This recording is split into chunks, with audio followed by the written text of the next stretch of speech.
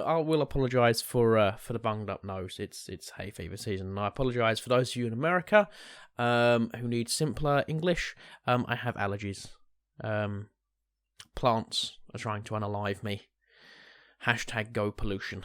The last time we took a dive into the world of cryptids, folklore and mythology, we spoke about the big grey man of Ben Macdui. This time, however, we're taking a far more generalised approach, looking at the tales of the European wild man who would steal your children, literally nick your bacon and have it off with your wife. And on the odd occasion, your husband. Yes, if you hadn't already guessed it from the fact at the end of the Æthelflæd More video I said we were going to be talking about this. Today's topic is the woodwose. It's also in the video title, so I'm assuming you got it from there.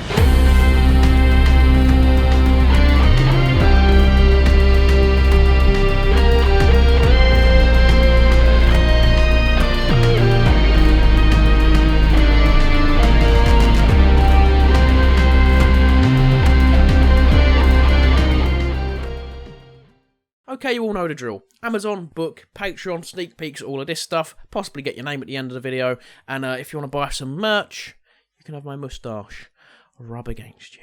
Now that's out of the way, on with the video. The first imagery of the woodwose can be traced back to Anglo-Saxon England. At Cratefield in Suffolk, a woodwose and a dragon can be seen in the spandrels of the porch. The wild man can be seen creeping up to the monstrous animal of legend with only a club and a shield.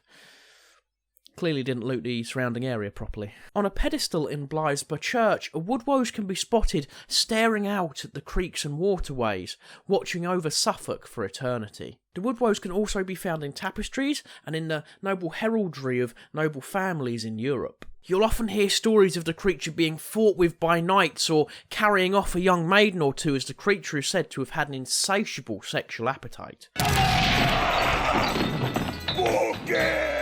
However, it has been put forward that this may have just been a tall tale for young women who found themselves in a compromising situation as to explain how it happened. Folklorist Aubrey L. Park tells the story of an unmarried woman who was definitely caught in a compromised situation and was brought before the Dorchester magistrates. She would plead her case as, "Please your worshipfuls, 'twere the wild man of Yulham." Although seen far rarer, there is the occasional story in English folklore of a female woodwose pretending to be a human woman in order to seduce young men. I just want to know how you confuse a human woman with Lady Bigfoot. For obvious reasons, the woodwose has frequently been compared to the Green Man myth, which makes sense as the Green Man is essentially a forest spirit that protects the forest. The first appearance of the woodwose on English churches is around the 12th century CE. This has given rise to the belief that, at least in some versions of folklore, the woodwose was something to ward off evil spirits. Now, you may have guessed that this means, depending on what stories you read, the woodwose comes off completely differently. In some, he's a cheeky chappy that nicks your kids, has it off with your wife and eats your dinner, and in some, he's here to fight against evil. Such as a dragon. Looking at more modern descriptions of the hominid, the woodwose seems fairly similar to the Russian or Mongolian almas. Unlike its North American cousin the Sasquatch, the woodwose is said to have a more Neanderthal-like appearance. Another difference between the Sasquatch and the woodwose is the woodwose normally comes off around 5 to 7 feet, whereas the Sasquatch is normally described a little bit taller. Most modern accounts describe the hominid with a medium brown, orange or red-tinted fur all over the body. According to some more ancient legends, the woodwose had superhuman strength and was deaf to the word of God. However, any depictions of the woodwose with an upwards club normally means it's yet to be converted to Christianity. However, any depictions with a downwards club means it has already been converted. Now, with that bit of knowledge, I just want to know who's going around telling wild men about our Lord and Saviour, because they must have the patience of a saint. Now, if you ever want to find woodwose for some reason, they're said to live deep in the caves in the middle of the woods. Caves are going to come up a lot the more we talk about mythology and folklore. A lot more than you think. Author Andrew M. L. McGrath and British Bigfoot researcher and filmmaker Chris Turner admit that the biggest issue in proving the existence of a British Bigfoot lies in the fact that the only current evidence is anecdotal sightings. In other words, we have no evidence. There is also the problem that some of these sightings are just vocalisations that people have heard. I cannot tell you how many videos there are of a supposed British Bigfoot that are clearly just either foxes or deer shagging in the woods. It's like in World War II when the kids were sent to the countryside and saw a cow for the first time and they all panicked. And yes, I did steal that joke from Horrible Histories. McGrath claims that tree structures are really a no-go in the UK, as hikers, campers and even children often practice bushcraft in the British woodlands and forests. McGrath even fully said that if you find sticks on the ground, it is only evidence of trees. Turner seconded this opinion. Those looking for the British Bigfoot should actually be looking for footprints, fecal matter or hair. Now, when it comes to sightings, there is obviously the occasional bit of misidentification. Pareidolia, which is when the brain makes up shapes or faces in an otherwise ordinary object, often comes into play. So if you think about it, a bush swaying gently in the breeze could easily look like a hairy man watching you in the distance. This also explains why Bigfoot sightings in America were so high during the 60s and 70s. As for how a wild man could have made its way from mainland Europe to the British Isles, it has been speculated that they probably would have used the Doggerland Bridge. The Doggerland Bridge was, as you would expect, a land bridge between the British Isles and mainland Europe. This also helps to explain whilst tales of wild men in the British Isles are so similar to those told on mainland Europe. Now, as we discussed in the Æthelflæd Moor video, Scotland actually does have the best habitat in the UK for a wild man. It does have a decent amount of uninhabited land and in places has a very similar habitat to Canada, which also has stories of a Sasquatch, much like the US. However, there is actually more sightings in England and Wales. This could either be because it's got easier access to prey animals or just closer proximity to humans. In fact, each year there is a large number of sheep that go missing across the UK. Perhaps the woodwose likes mutton. The following account comes from a 13th century monk's retelling of the story of a small fishing community in Suffolk. One day in the medieval fishing village of Orford Ness, the fisherfolk of Orford were out, fishing. However, they suddenly discovered a man in one of their nets. A particularly hairy man. For obvious reasons, they were suspicious of this strange hairy man they found in their fishing nets, so they took him to the castle keep. Here they began questioning him, but he only answered in a series of strange grunts. So they made the only understandable decision.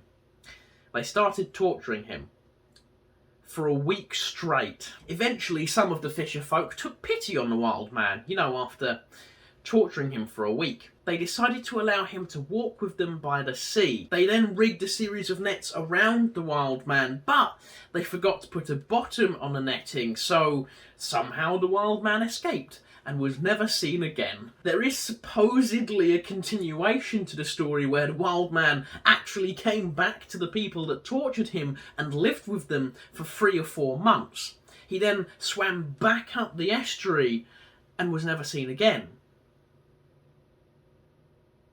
So he's the mermaid of Orford? Now, apologies to any Welsh viewers, I'm about to butcher your language. Ecologist Ole Lewis claims in the picturesque valley in Snowdonia, Gwynedd, North Wales. The citizens of the small village of Nant Gwynant have allegedly told stories of the hairy man who lives in Owen Lochok Cave. According to the stories, the villagers would find that this hairy man had snuck into their homesteads during the night. He would allegedly milk their cows and goats, nick a load of their food, and then a load of sheep would also go missing, never to be seen again. The villagers tried to catch the hairy man, but he was able to evade every trap they laid out for him. Things changed, however, when one day a shepherd was returning from the mountains later than he usually would. As he was walking, he noticed a large and bulked naked man covered from head to toe in red fur, just casually resting on a neighbouring hill. Now, as the story goes on, apparently the shepherd was suspicious of this hairy man, which I don't get. What's suspicious about a naked, hairy man? Anyhow, the shepherd assumed that this hairy man was the culprit of the thefts and snuck past the creature, running back to the village. Once back at the village, he gathered up the men, and then they gathered a load of weapons and charged up the hill.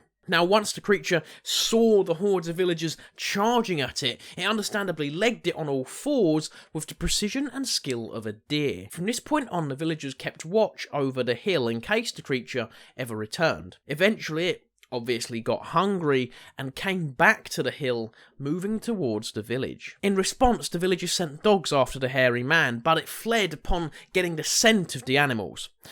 The dogs never even came close to catching the wild man. Desperate, they asked the magician for help.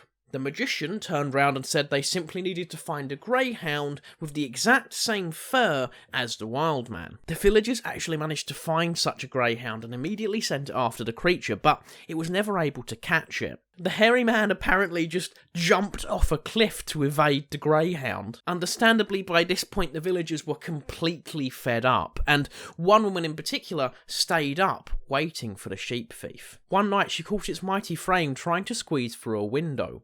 In a single rapid movement she cut off the creature's hand with one blow from a hatchet. The creature recoiled and fell back from the window. The woman then rushed outside to finish the job, but by this time the wild man had already managed to flee. Come the next day, the woman told her story and obviously showed off the hand. The men of the village then followed the trail of blood back to a cave underneath a waterfall. Now, they never actually found the body and just assumed that whatever it was had died deep inside the cave. For this reason, the cave became known as the Cave of the Hairy Man, or Owen Le Roc. Now, this is where the fun begins. A well-known British Bigfoot researcher and founder of Being Believed Research, Deborah Hatswell claims to have seen the creature around 1982. Hatswell is going to pop up a decent amount during these sightings and encounters, as she's kind of the main person dealing with anything cryptid or spooky related in the UK. Hatswell has actually made a map that focuses on worldwide sightings of various things, but mostly focuses on the UK. The map actually shows off clusters of sightings in places like Cannock Chase, the Medway, Thetford Forest, Co-Durham and the Highlands. If you fancy checking out what sort of spooky stuff is going on in your area, I've left a link to the map down below. One of the events that was reported to Hatswell happened in the St Morgan area near Newquay about 20 years ago. Whilst working on cages for his boss's pheasant hunt, the anonymous tip claimed to occasionally hear wood knocks coming from the forest. He described the area as wooded all around with steep hills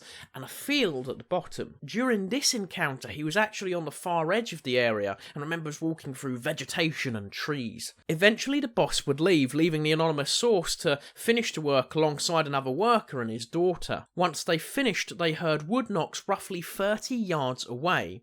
At this point, nothing was visible. Looking at his co-workers confused, they then looked at each other and carried on packing up. No one really reacted until there was a second series of knocks, louder and closer. The weird part of this story is the second series of knocks did nothing to elicit a reaction from the co-workers, even though the anonymous source claims it was loud enough to make him jump. The witness tried to justify this sound as a woodpecker, which was all well and good until the truck they had to hand only had room for 2 people. So the guy telling the story would have to stay behind and wait for a lift. Now obviously at this point the anonymous source is completely alone, so makes the only sensible decision and tries to find the source of the sound. He stood on the very edge of the forest in the exact same spot he was standing earlier on. He waited for a little while until he heard a rustling in the bushes, and when he focused on them, he saw a face. The face stared at him whilst whistling and clicks came from the woodland. The source then decided for some reason to walk forwards to get a better look. At this point, the face stood up, standing about 6 feet tall with a kind of copper colour fur. The witness actually goes on to claim that he felt whatever it wasn't fully grown, so either this thing clearly looked adolescent, or this guy knew how to use the Force. The boss showed up to pick up the witness, who then, for obvious reasons, immediately asked, has anyone ever said anything about a Bigfoot around here? The boss then casually replied, we call them woodwose. Just leave them be. Now, just leave them be is what my parents told me to do with bees growing up. Not a wild man watching me from the wood, or to be fair, anyone watching me from the woodland, actually. It's a bit creepy. Now, the next encounter was also sent to Deborah Hatswell, taking place in Malden in March of 2021. So the lady who reported this saw it eerily recently. The witness claims they were sitting in their car waiting for a friend when something compelled them to look up out of the car window. When they looked up across the field, they noticed a hedgerow with movement at one corner of the hedgerow particularly catching their eye.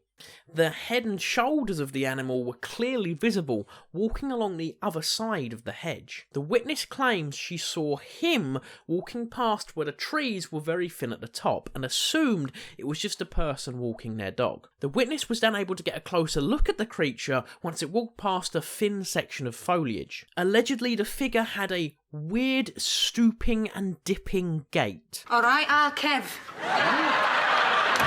Although the creature never fully came into view, the hedgerow amongst the trees reached about 8 feet tall, meaning whatever the creature was must have been slightly taller than this. Now for the next encounter, we move to the Spanish Pyrenees. On the 4th of May 1993, Manuel Cascara and a group of 4 men were working in the Spanish woods when they heard a rustling in the trees. This would be followed by a series of squeals and shrieks, and when the men decided to investigate what the noise was, they found a 5-foot-tall hominid clambering up a tree. Upon seeing the men, the creature immediately jumped out of the tree and hid in a nearby thicket. It then decided to lob a massive tree branch at them. Later on, after the encounter, several sets of footprints would be discovered when one of the workmen took local law enforcement back to the scene. None of the footprints were ever attributed to local wildlife. Moving over to Finland on the 21st of December 2017, Isaki Maito, apologies if I got that wrong, went outside to heat up his sauna. He went back into his home and waited for his sauna to heat up, but as he waited, he noticed 2 haunched-over human-like figures walk out of his sauna and into the woods. After the creatures had completely disappeared into the woodland, he went out to check the sauna, which had actually heated up well, even in a short time span. The only issue was the door was wide open, letting out all the heat. Upon inspecting the sauna with an electronic torch, Maito discovered that the unexpected visitors had left brownish, coarse hair at random points inside the sauna. Finally, moving back to the UK, famous Devon folklorist Theo Brown has collected several stories of people seeing Neanderthal-like creatures on and around Dartmoor. She recounted how a friend was walking alone one night around Hunter's Tor Hill Fort, which is in the eastern side of Lustley Cleeve. Apparently the friend suddenly encountered a family of cavemen. Some of these people were partially clothed and others were just straight up naked. Seemingly they appeared to be coming in and out of their huts, stooping low under the doorways as they did so. Now there have always been stories of savage families living out on the moor, and with 368 square miles of it, well, who knows what could be hiding out there. Now in the Ben McDewey video, we spent a decent amount of time looking at some of the theories of what could be haunting the mountain. And much the same, there are a few good hypotheses that attempt to explain the modern woodwose legend. One hypothesis is that it's just people who left society for whatever reason, and with each generation successively grew more hair. Another hypothesis is that people who were naturally hairy and were shunned left society for that specific reason. Yes, both of those are pretty much the same idea. The last hypothesis that I come across is actually that it's just Neanderthals who survived a lot longer than we had previously thought. Obviously, you also get the paranormal and supernatural explanations. Now, of course, pareidolia obviously comes into play, and there is a serious chance for misidentification. At the crux of this legend lies mankind's fear of the wilderness and, paradoxically, our fascination with it. The Woodwose represents everything uncivilized and dangerous about the wilds, and showing us how safe civilization can be. So the real question is, after looking at the Æthelflæd Moor and now the Woodwose, do I believe not just in a British Bigfoot, but a European one as well? Well, as I've always said, I'm a middleman. I never put my opinions out there, and I think you can listen to these stories and some of the possible explanations I've put forward and make up your own mind. In other words, I'll see you in the next one. Bye.